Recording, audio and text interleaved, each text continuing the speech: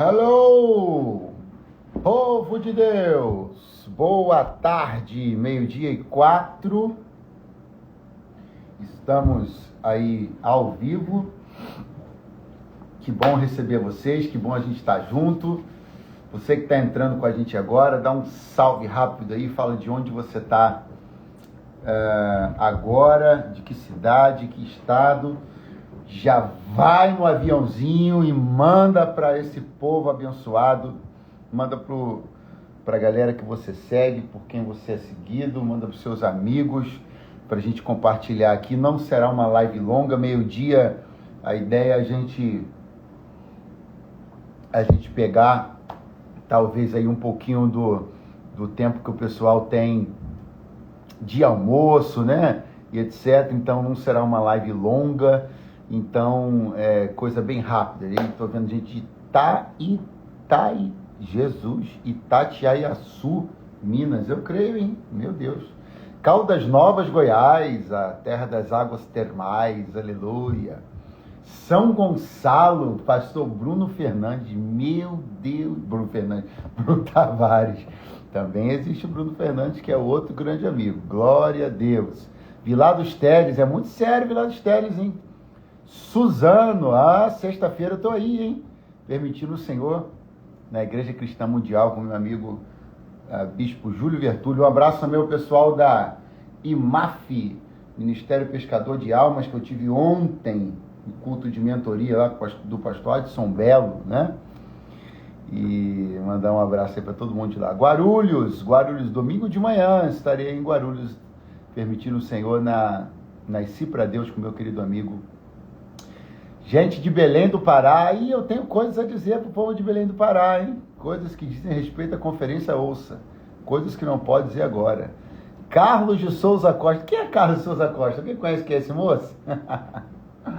Meu pai, entrando lá de Nova Iguaçu, coisa boa. Eduardo Ferreira, meu Deus, a lenda viva, o pai de todos, os itinerantes da Baixada, meu Senhor da Glória.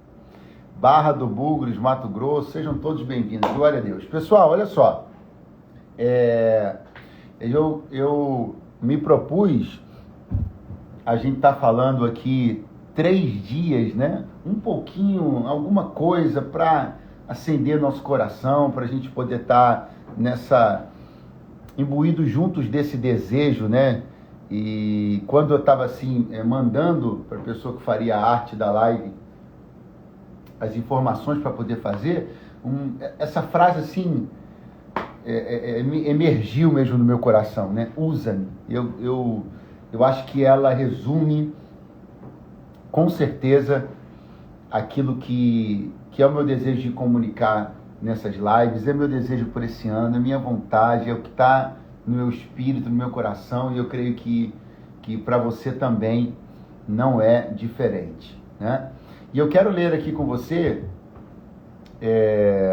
um texto muito conhecido do livro do Êxodo, capítulo 3, a partir do verso 1, alguns poucos versículos. Se você tem acesso à Bíblia aí onde você está agora, acompanha comigo. Êxodo, capítulo 3, está escrito: apacentava Moisés o rebanho de Jetro, seu sogro, sacerdote de Midian. Certo dia conduzia as ovelhas para o monte do Senhor, no deserto. Chegou a Horebe. Ali o anjo do Senhor se revelou a ele numa chama de fogo que saía do meio de uma sarça. Moisés observou, e eis que a sarça ardia no fogo, contudo, não era consumida pelas chamas. Então pensou Moisés: que coisa impressionante! Por que será que o espinheiro não se queima? Devo chegar mais perto para contemplar essa maravilha. Então o Senhor viu que ele deu uma volta e se aproximava para observar melhor. E Deus o chamou do meio da sarça ardente: Moisés, Moisés, ao que prontamente respondeu: eis-me aqui. Deus continuou a dizer: não te aproximes daqui. Tira a sandália dos pés, porque o lugar em que estás é uma terra santa. Disse mais: eu sou o Deus de teus pais, O Deus de Abraão, o Deus de Isaac e o Deus de Jacó. Então Moisés cobriu o rosto, porquanto temia olhar para Deus.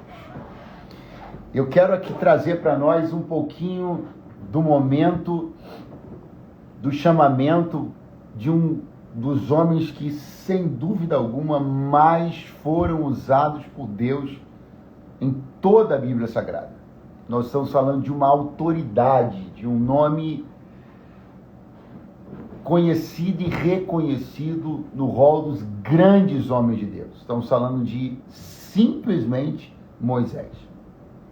Quando eu digo para falar sobre, quando eu digo de ser muito usado por Deus, a palavra muito, no caso de Moisés, se aplica tanto à intensidade quanto à extensividade. Porque quanto à extensão do seu ministério, nós estamos falando de um ministério de 40 anos. E 40 anos é um número bastante relevante. Sobretudo se você pensar que foram 40 intensos anos. E aí eu já entro naturalmente no segundo aspecto dessa palavra muito usada por Deus. Foram 40 anos de uma atividade ininterrupta, né? Foram 40 anos de muita intensidade. Desde este dia aqui, onde o Senhor aparece para ele, né? Revela-se para ele no Horebe, até o momento final do seu ministério, quando o Senhor ordena que ele suba ao monte com Arão para ali realizar aquela transição e ser tomado dali do monte. O Senhor, na verdade, ele morrer ali no monte, seu corpo se tornar ali uma incógnita, um mistério, onde foi parar. São 40 anos absolutamente intensos, absolutamente intensos.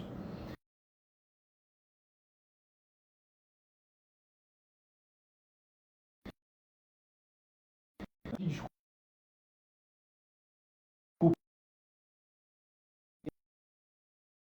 aqui agora,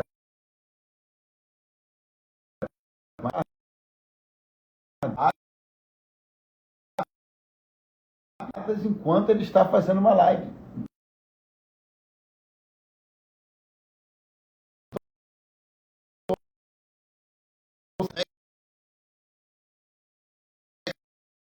Ligações aqui e atrapalhando a nossa live. Meu Deus do céu, tem misericórdia da minha alma. Espera aí.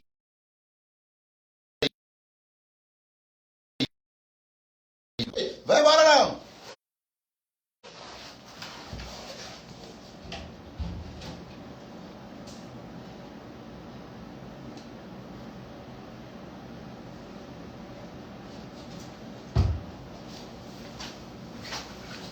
Ei, que coisa maravilhosa, que coisa maravilhosa. Vai voltar, não tá travando não. Travou, mas vai voltar. Calma aí. Então, pessoal, só tá aí, né? Se alguém tem um tutorial para me dar sobre como fazer para que as ligações não entrem enquanto você está numa live, me avise em nome de Jesus, tá bom? Graças a Deus. Vamos lá. Tem que mandar um recado aqui, que é a minha esposa que está me ligando. Ela não sabe que eu estou numa live. Que maravilha, né? Que coisa linda. Ela não sabe que eu estou numa live. Ela não sabe. Que coisa maravilhosa. Mas vamos lá. Aproveitando essa pausa forçada, vai no aviãozinho aí, manda para essa galera. Manda para mais gente poder se juntar a nós aqui, tá bom? Vamos lá. Então, eu tô falando para vocês justamente sobre essa intensidade com a qual o ministério de Moisés ele se apresenta para nós na Bíblia, né? Um ministério muito intenso. Esse usa-me para Moisés é um usa-me que, esse ser usado, na verdade, por Deus para Moisés, representou uma intensidade muito grande, representou mudanças muito abruptas. Perceba que as mudanças na vida de Moisés a partir desse usa-me, elas são tremendas, né? Toda a sua vida ela sofre uma reconfiguração. Eu preciso que você compreenda, meu irmão, que a depender daquilo que Deus decide fazer, a depender do seu nível de entrega, a depender daquilo que você deseja e no nível que você deseja ser usado por Deus, o fato é que você terá uma reconfiguração dos padrões da sua vida. Essa reconfiguração, ela pode dizer respeito a dimensões geográficas, ela pode dizer respeito a dimensões de relacionamento. Você vai perceber uma reconfiguração completa na vida de Moisés, só para citar algumas dessas reconfigurações. Do homem que era Moisés, onde habitava, com quem se relacionava, como era a sua vida, do momento desse chamamento para a partir do momento desse chamamento. A sua vida sofre uma reorganização de natureza geográfica. Ele habita nas terras de Midian, quando ele é chamado por Deus, e vai então para o Egito, e do Egito ele vai então começar a peregrinação com os filhos de Israel na direção da terra prometida.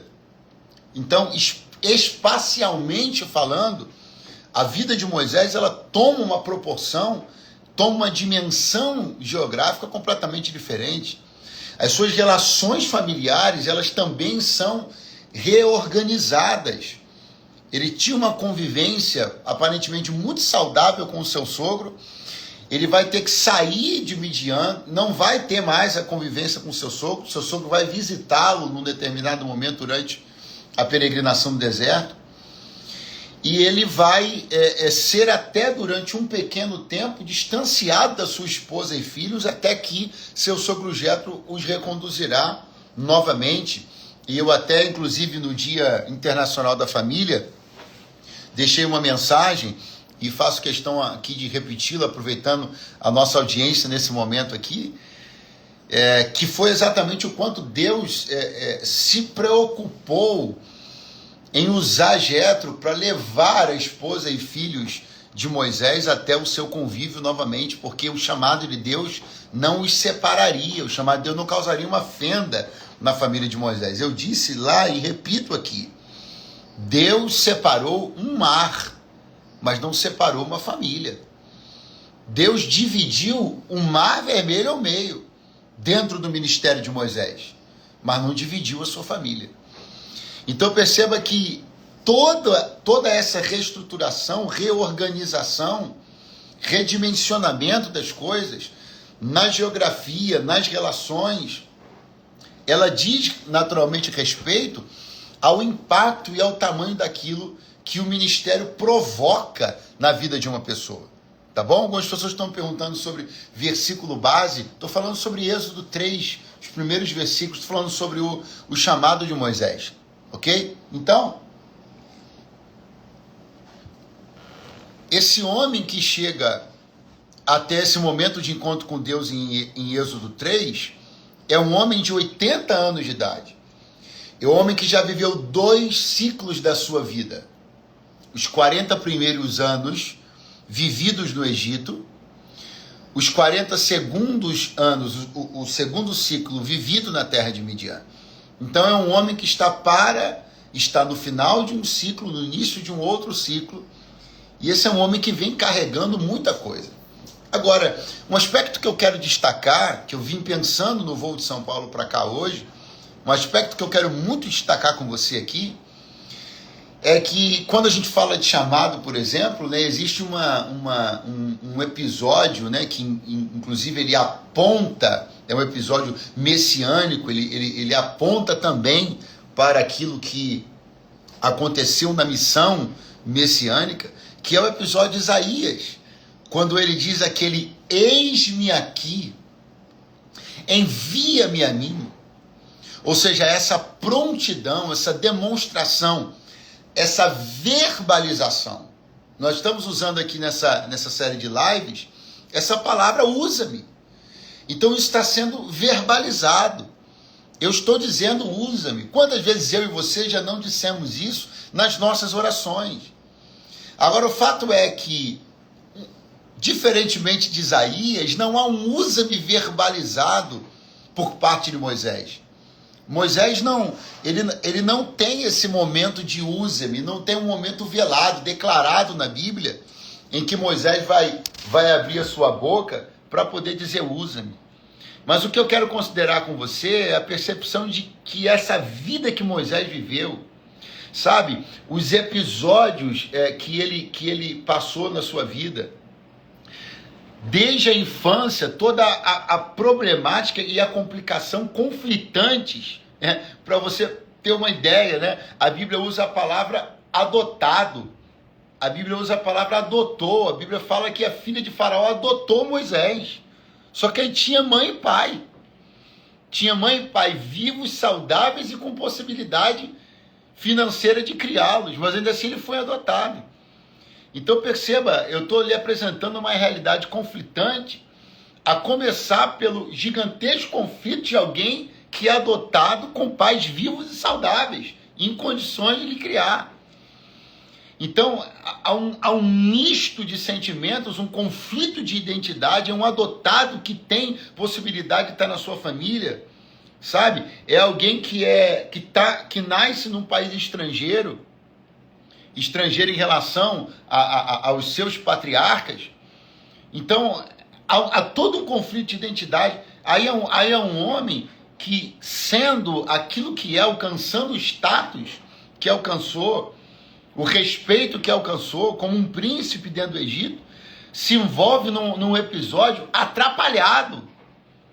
Essa é a palavra mais rasa, mas uma boa palavra para a gente falar do episódio do homicídio de Moisés. Foi um episódio atabalhoado. Moisés meteu os pés pelas mãos, dentro de uma intenção aparentemente positiva. Moisés acaba se enrolando, mas se enrolando de um jeito tão inacreditável, sabe, demonstrando uma descompensação emocional, uma falta de temperança, de domínio próprio, mínimos, inclusive, que deveriam ser próprios de um indivíduo adulto, tendo a educação que teve, recebendo o que recebeu. Então a vida de Moisés é uma vida conturbada. Então agora ele tem que sair fugitivo. Depois de ser aclamado, amado por uma casa, por uma família, ele sai agora fugido dessas mesmas pessoas. Essas mesmas pessoas que o acolheram se tornam seus possíveis algozes agora. E para fugir disso, para escapar disso, ele tem que fugir.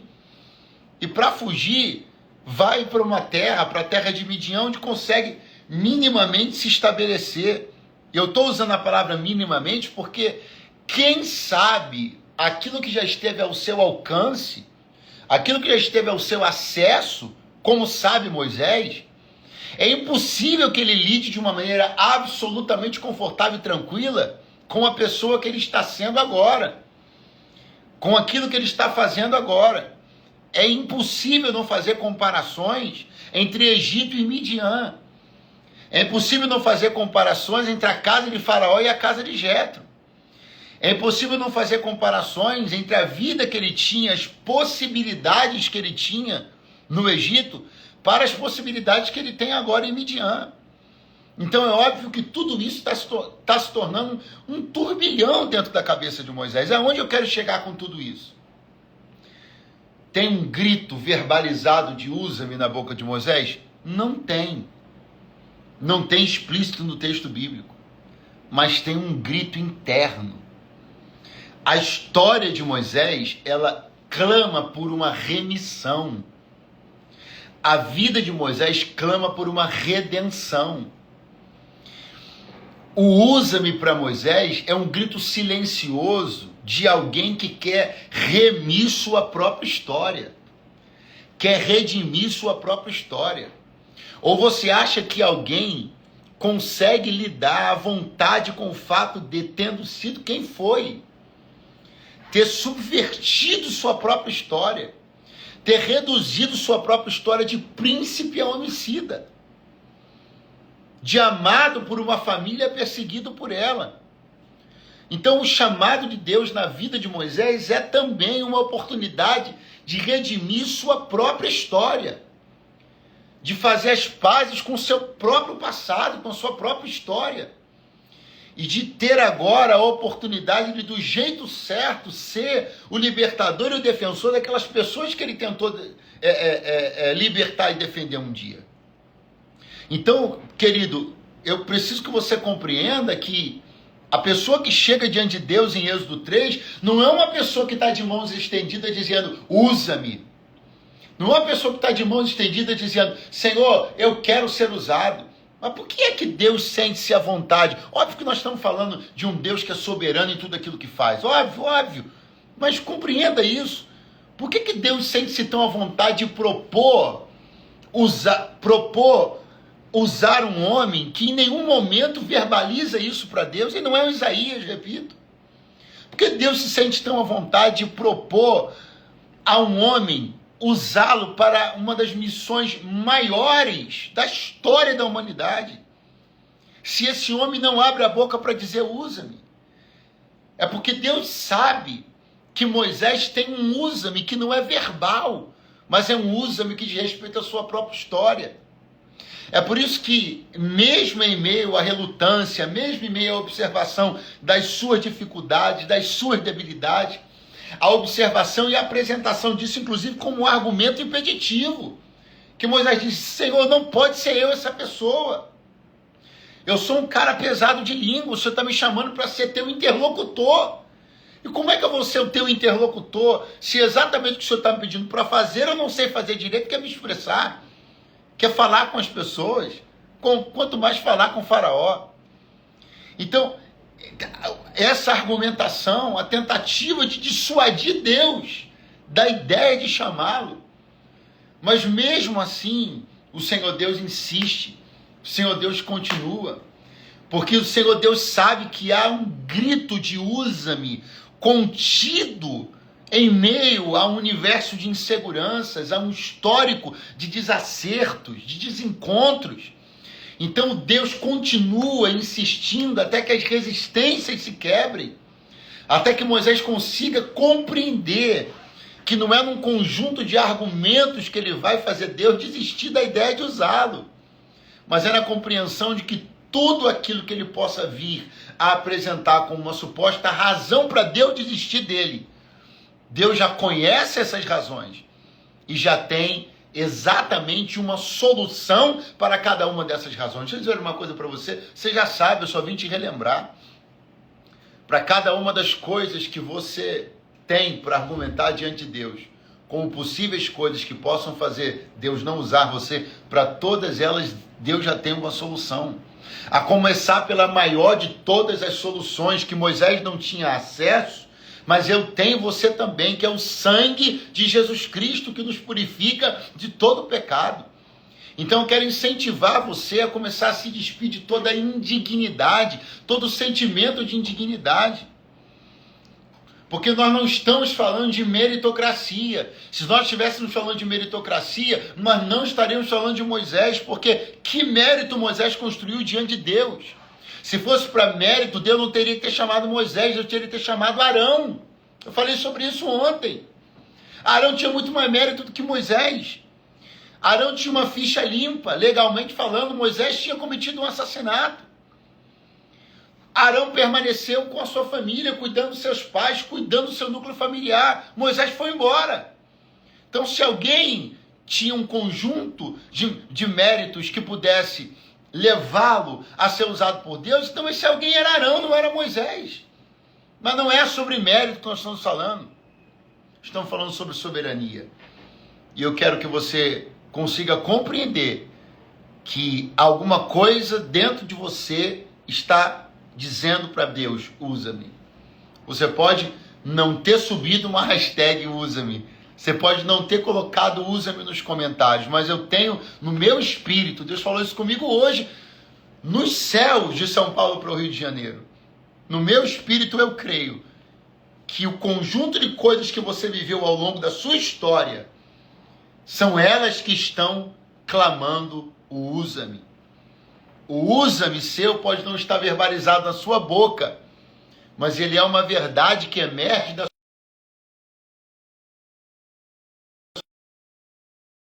sua usa-me.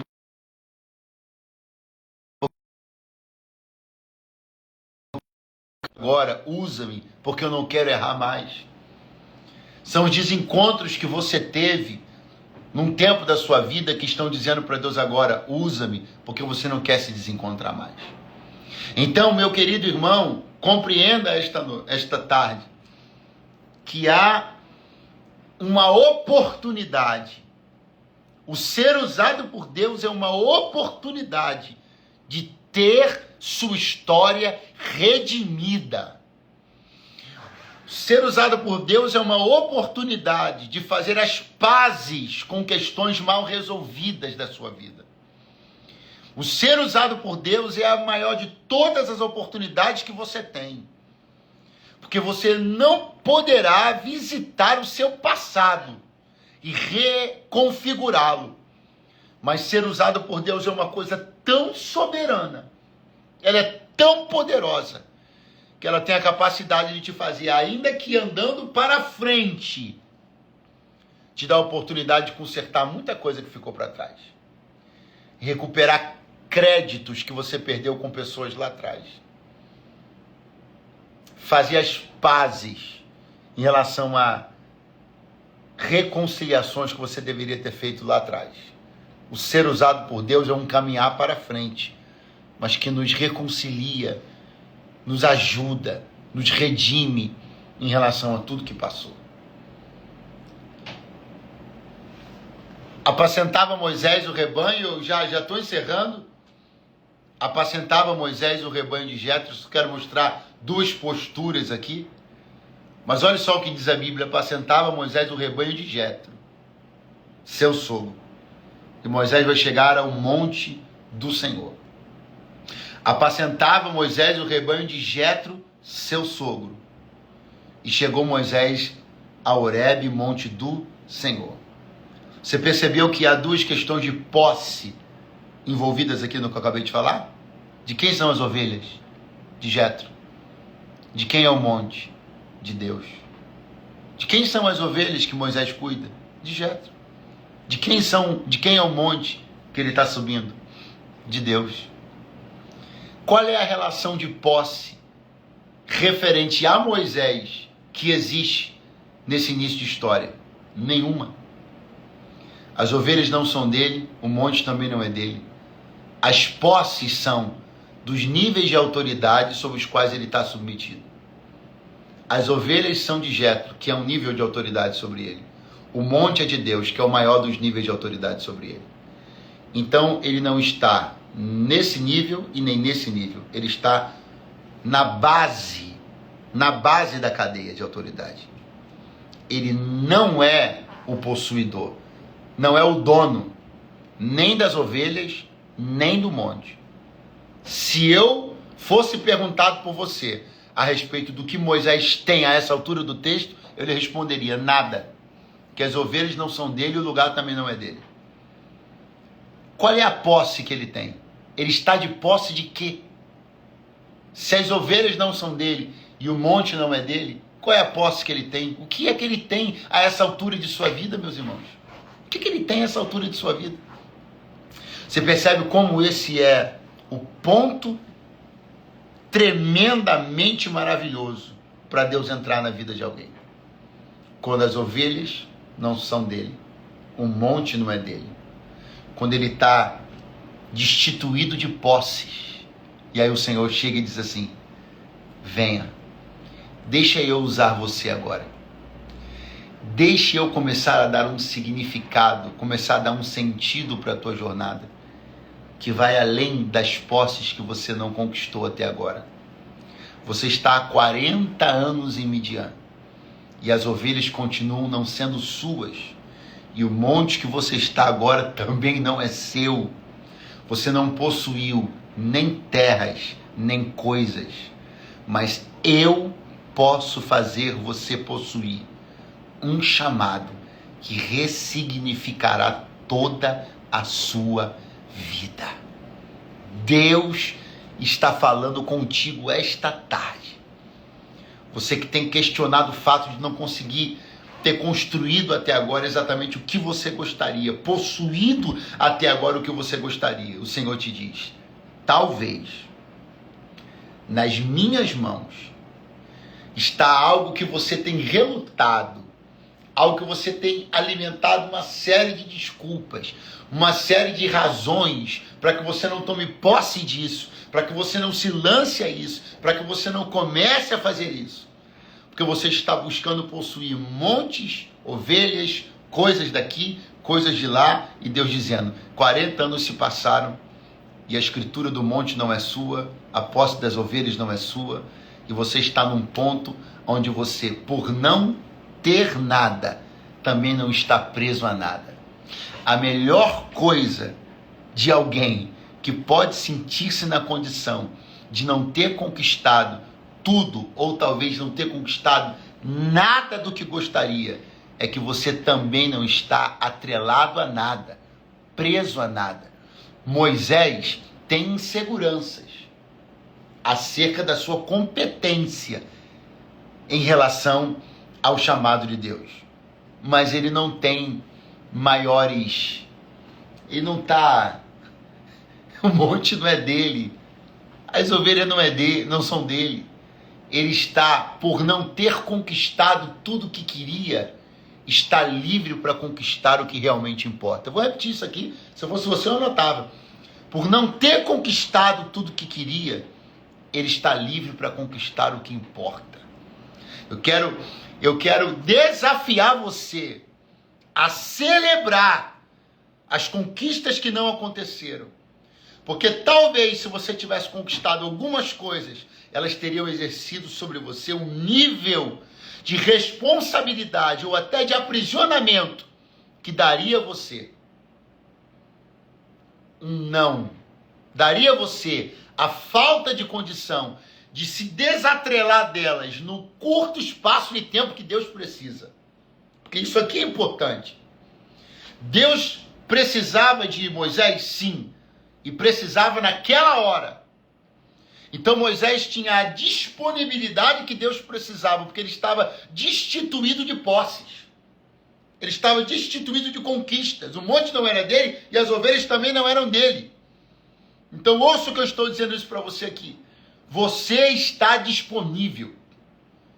Por mais louco que isso possa parecer, o fato de você não ter conquistado algumas coisas te fez disponível para aquilo que Deus quer. Eu queria que você tivesse coragem para colocar aí nos comentários agora. Eu não conquistei, mas estou disponível. Tenha coragem para colocar nos comentários aí agora e diga, eu não conquistei o que queria em 2022, mas isso me tornou disponível para estar agora conquistando o que Deus quer que eu conquiste. Eu te desafio a começar a pensar o quanto algumas coisas poderiam ter sido, na verdade, para você, não conquistas, mas embaraços, prisões, sabe? Não porque propriamente fossem coisas ruins ou malditas, mas porque talvez iriam requerer de você um nível de responsabilidade, um nível de vigilância, um nível de atenção que você teria que dar a estas conquistas, que te tiraria da condição de estar disponível para Deus. Mas eu te desafio hoje a começar a entender. Abra os seus olhos. Sabe, eu profetizo que as escamas dos seus olhos caiam agora e você comece a entender o quão oportuno foi para você não ter conquistado algumas coisas no ano que acabou há 4 dias atrás. O quão providencial foi para você não ter conquistado algumas coisas no ano que acabou há 4 dias atrás. Porque estas não conquistas colocaram você num ponto de disponibilidade. Você não está à toa. Você não é qualquer pessoa.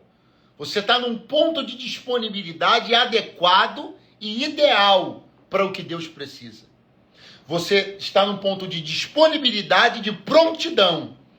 Porque o que Deus quer fazer requer disponibilidade e requer prontidão. Porque não é para depois, é para agora.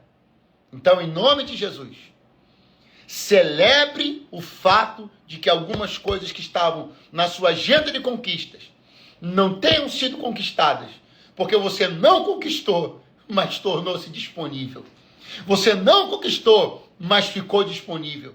Eu quero desafiar você a começar a celebrar a Deus agora por cada porta que não se abriu diante de você. Porque talvez se você tivesse passado por essas portas, você estaria a essas alturas. Agora, 12h39. Você estaria tão envolvido com aquilo que estava te aguardando do outro lado, que você não estaria nem olhando a sarça pegar fogo sem se consumir. Se você tivesse passado por aquela porta, aquela que você fez birrinha com Deus, aquela, estou falando daquela, aquela que foi alvo de oração, aquela que você fez campanha, aquela. Se você tivesse passado por ela, talvez Deus estivesse do outro lado, no lado oposto ao interior da sua porta, no meio de uma sarça, e você estaria tão envolvido com as suas conquistas que você não teria nem percebido. Porque uma sarça que incendeia e não se consome, pelo amor de Deus, pega esse aviãozinho, manda para alguém agora, manda para alguém que está precisando entender isso, manda para alguém que você sabe que encerrou o ano lamuriando por aquilo que não viu, pela conquista que não obteve. Manda esse aviãozinho para alguém agora. Manda esse aviãozinho para alguém agora, para alguém conseguir compreender, e ainda no 4º dia desse ano, são as primícias, os primeiros dias ainda desse ano, reverter essa lamentação em júbilo e celebração, trocar essa tristeza por veste de louvor. Porque nós estamos falando de um texto onde a sarça pega fogo e não se consome. Você já ouviu 1 milhão de vezes, vai ouvir mais uma vez. Tem propriedade combustiva na sarça. Então o fato dela pegar fogo aqui e ali, na geografia do Horebe, é relativamente comum. Tanto que o assombro de Moisés não é o incêndio da sarça. O assombro de Moisés é que ela pega fogo, mas não se consome. Então perceba uma coisa. Ele precisou estar disponível para ter essa visão. Então você tem que estar do lado certo da porta para você poder contemplar a visão. O que eu estou desafiando você a pensar é que se você tivesse atravessado por portas que não deveria, eu repito, aquelas pelas quais você lutou, desejou, você quis, se você tivesse passado pela porta, você estava do lado errado da porta. Pastor, mas eu estaria do lado de dentro. Meu filho, compreenda. Se o que Deus está querendo te mostrar está do lado de fora, então está do lado de dentro, está do lado errado. Vou repetir, tá? Se o que Deus está querendo te mostrar está do lado de fora, então estar do lado de dentro está do lado errado. Ah, eu não quero ser censurado, eu não admito ser criticado, porque olha só o que eu conquistei, olha onde eu estou do lado de dentro. Tá, mas qual é a perspectiva? De que lado Deus está? Não está no lado oposto ao meu, então quem está do lado de fora é você. Não, eu estou do lado de dentro, está errado, não está não. Ninguém pode se considerar do lado de dentro, se não é o lado que Deus está. O único lado correto para você estar é o lado que Deus está. Não existe lado certo para você estar, se esse não é o lado que Deus está. Não adianta você passar por uma porta e perder a visão. Não adianta você passar por uma porta e não conseguir enxergar a sarça. Não adianta você passar por uma porta e não conseguir ouvir a voz. Não adianta você passar por uma porta e não conseguir observar o espetáculo da sarça que queima, mas não se consome. Não é sobre passar pela porta, é sobre perder a visão. Não é sobre passar pela porta, é sobre não ouvir a voz. Deus me trouxe hoje aqui, nessa live, me botou aqui para te dizer, você que está aí do outro lado, ouse crer que você está do lado certo. Ah, pastor, mas alguém está do lado de lá e está dizendo, você é um tolo, você perdeu a oportunidade da sua vida, você devia ter assinado aquele contrato, ah, você devia ter feito isso, ah, você devia ter feito aquilo. Ninguém perderia o que você perdeu, ninguém deixaria de estar onde você deixou de estar. Você é um louco de estar fazendo isso. Ei, deramancho releva cheia. Deus me trouxe hoje aqui para te dizer, não é assim. Deixe eles do lado de lá chamarem você de tolo, de perdedor de oportunidade, não importa. Deus me trouxe hoje aqui para te dizer, se você está do lado de onde as coisas estão acontecendo, do lado de onde minha voz se manifesta, do lado de onde as visões estão, então você não está do lado errado, você está do lado certo. Ouse crer que você está do lado certo, porque estar do lado errado é estar do lado de onde não se vê a visão, não se ouve a voz do chamado. Você está do lado certo. Talvez passar por aquela porta teria te colocado dentro de uma câmara, melhor dizendo, uma câmara que te tiraria a capacidade de enxergar as coisas que Deus quer te mostrar. Uma câmara que te impediria de ouvir a voz de Deus te dizendo o que Ele quer te dizer. Então celebre o fato de você não ter passado por algumas portas, porque há um grito dentro da tua alma. A tua história grita, usa-me. O que você viveu até hoje grita, usa-me. Tudo que você passou até hoje grita, usa-me. Teu passado grita, usa-me. Você quer remissão para a tua história. E você só vai encontrar essa remissão no Senhor. E na aceitação do chamado que Ele tem para a tua vida. Deus tem uma conversa franca com você. Deus tem uma conversa aberta para ter com você, acerca dos planos dele. Abra o seu coração para você ter um encontro com aquilo que Deus quer te dizer. Eu quero orar por você agora. Eu quero orar para que o Senhor possa falar contigo e começar a abrir as cortinas do propósito dele para com você. Eu quero orar agora para que o rolo de Deus seja desenrolado diante de você. E você não seja mais ignorante em relação a tudo aquilo que Deus está fazendo e que Deus quer fazer. Se você pode, feche os seus olhos agora. Oh, meu Senhor e Deus, nós cremos que estamos aqui por tua causa. Cremos que fomos atraídos até esse momento. Eu fui atraído pelo Senhor para ser o promotor dessa live, porque eu quero ser usado por ti. Esse povo que está do outro lado da tela foi atraído pelo Senhor para estar nesta live comigo agora, porque eu sei que eles também querem ser usados por ti. Nós estamos numa convergência de gritos, num coro de gente que quer ser usada por ti. E esse coro está subindo agora. Esse coro está subindo agora, está chegando ao céu dos céus, no trono do Todo-Poderoso, aquele que escolhe os homens. Ele está no trono agora, recebendo o coro daqueles que querem ser usados por ele. Em nome de Jesus, Senhor. Desagrava os nossos ouvidos, desembaraça os nossos pés e as nossas mãos, para um tempo onde seremos profundamente usados por ti. E que no nome de Jesus, o Senhor possa fazer uma coisa grande em nós e através de nós. Usa-me, Senhor. Usa-me. Em nome de Jesus eu te peço. Amém. E graças a Deus. Amém. Eu espero você amanhã, ao meio-dia, no segundo dia da nossa live. Assim que eu encerrar aqui, se for possível salvar, eu vou deixar salva a live. Comenta lá. Diga nos comentários qual a palavra mais te tocou. Sobe a hashtag usa-me. Vamos criar um movimento nesses 3 dias de pessoas que querem ser usadas por Deus. Eu espero você amanhã, meio-dia, se o Senhor assim nos permitir, para o segundo de 3 dias da nossa live. Usa-me, chama alguém, diz para alguém que não participou hoje, que ele precisa estar com a gente amanhã, que ele precisa estar nesse mover, que Deus tem coisas para falar ao nosso coração. Um beijo para você, uma boa quarta-feira para você. Quero aproveitar para falar com o pessoal de Cabo Frio, de toda a região dos lagos, que hoje eu vou estar na Lagoinha Cabo Frio às 20 horas. 20 horas eu vou estar pregando hoje na Lagoinha Cabo Frio.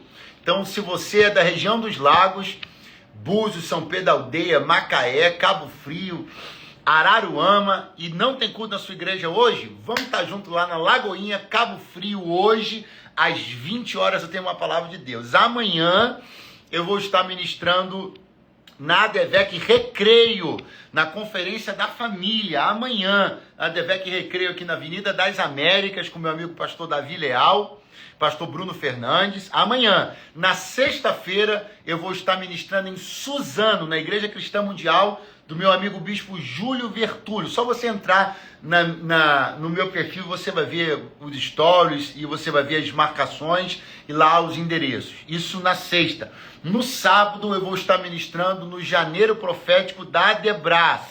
na sede da Debras, na Avenida Celso Garcia. Sábado à noite, no Janeiro Profético da Debras. E no domingo de manhã, eu vou estar em Guarulhos, na igreja Nasci para Deus, do meu amigo pastor Ney Messias. E à noite, vou estar ceando, vou estar na Santa Ceia do Senhor, ouvindo o meu pastor ministrar, pastor Silas Malafaia, participando da Santa Ceia, dia 8, no domingo à noite, tá bom? Um beijo, Deus te abençoe, fica na paz, te espero amanhã, em nome de Jesus. Um abraço.